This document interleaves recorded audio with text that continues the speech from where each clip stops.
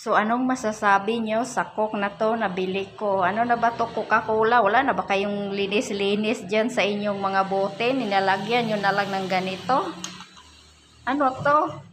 Oh, tingnan nyo yung bunganga ng Coke nyo.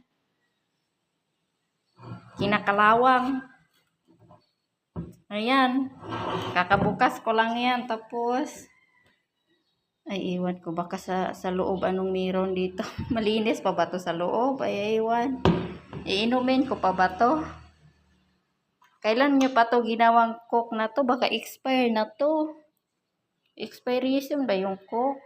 Tingnan yung cover kasi parang ano na guys. Parang, ayan yung cover niya. At saka, ayan sa loob. Kinakalawang talaga guys. So,